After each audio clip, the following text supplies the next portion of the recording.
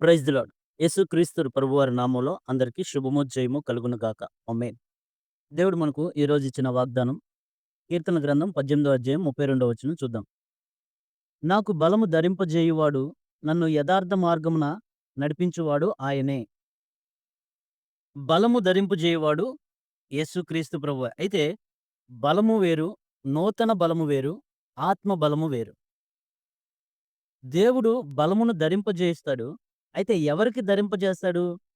ఎవరైతే యథార్థ మార్గమున నడుచుకుంటారో, అంటే ప్రభువు చెప్పిన మార్గంలో ఎవరైతే నడుచుకుంటారో వారికి దేవుడు బలమును ధరింపజేస్తాడంట.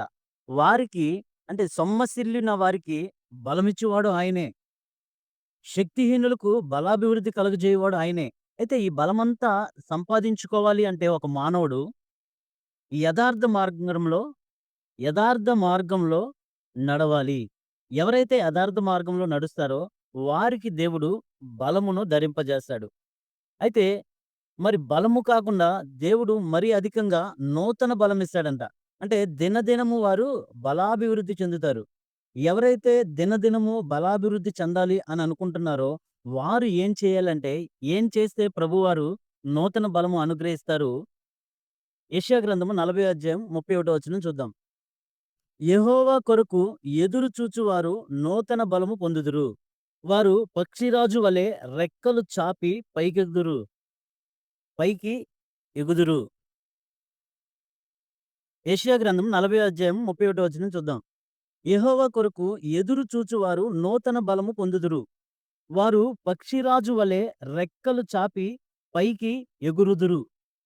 అలయక పరిగెత్తుదురు, సొమ్మసిల్లక నడిచిపోదురు. అంటే ఎవరైతే దేవుని కొరకు ఎదురు చూస్తూ ఉంటారో, ఎవరైతే దేవుని యొక్క మాట కొరకు ఎదురు చూస్తూ ఉంటారో, ఎవరైతే దేవుని చిత్తము కొరకు ఎదురు చూస్తూ ఉంటారో, ఎవరైతే దేవుని ఆజ్ఞలను అనుసరించి నడుచుటకు దినదినము ఎదురు చూస్తూ ఉంటారో, ఎవరైతే దేవుని చిత్తానుసారం చేయాలని ప్రతి విషయంలో దేవుని చిత్తం కొరకు కనిపెట్టుకొని ఉంటారో, వారికి దేవుడు నూతన బలము ఇస్తారంట. వారు పక్షిరాజు వలె రెక్కలు చాపి పైకెగురుతారంట. అలయక పరిగెత్తుతారు, సొమ్మసిల్లక నడిచిపోదురంట. అంటే ఇవన్నీ మనం సంపాదించుకోవాలంటే దేవుని కొరకు, దేవుని మాట కొరకు, దేవుని చిత్తం కొరకు ఎదురు చూచువారుగా ఉండాలి. అయితే ఆత్మ బలము, ఆత్మ బలము ఏంటి? హెబ్రీయులకు రాసిన పత్రిక 11వ అధ్యాయం 34వ వచనం. ఆ అధ్యాయం మొత్తం మనం చదివితే మనం విశ్వాసమును బట్టి అని ఉంటది. ఆ ఆ అధ్యాయంలో విశ్వాసమును బట్టి ఎవరెవరు ఎలాంటి కార్యాలు చూశారు, ఎలాంటి కార్యాలు చేశారో మనకు తెలుస్తుంది. అయితే విశ్వాసమును బట్టి బలహీనులుగా ఉండి బలహీనులను బలపరిచారు. ఏంటి?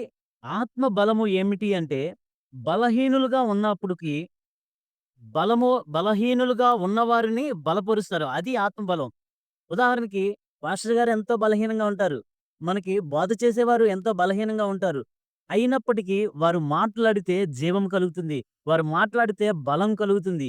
అది ఆత్మబలం. యేసుక్రీస్తు ప్రభువారు బలహీనులుగా ఉన్నారు. ఎప్పుడు? సిలువలో బలహీనులుగా ఉన్నప్పటికీ ఆయన పలికిన మాటల ద్వారా ఈనాటికి అనేక మంది జనాంగానికి ఆదరణ కలుగుతుంది. అనేక మందికి బలాభివృద్ధి కలుగుతుంది. అనేకులు క్షమించబడ్డారు. అనేకులు తృప్తిపరచబడుతున్నారు. కాబట్టి దైవజనుడు, దైవ సేవకులు, దైవాన్ని గురించి, అంటే దేవుని గురించి బోధించే ప్రతి బోధకులు బలహీనులుగా ఉండొచ్చు కానీ, వారి మాటల ద్వారా ఇతరులకు బలము కలిగేవారుగా ఉంటారు. అది ఆత్మ బలము. దేవుడు ఈ ఉదయకాల సమయంలో మనకు బలమును మరియు నూతన బలమును మరియు ఆత్మ బలమును దేవుడు మనకు దయచేయునుగాక. అయితే ఇటు కృప మనకు, మన కుటుంబంలో ఉన్న ప్రతి ఒక్కరికి ప్రభు అనుగ్రహించబడును గాక. ఆమేన్. Praise the lord. ప్రభు నామములో అందరికీ శుభము, జయము కలుగును గాక. సమస్త ఘనత, మహిమ, ప్రభావములు ప్రభు అయిన యేసుక్రీస్తు నామములో తండ్రికే చెందును గాక. ఆమేన్.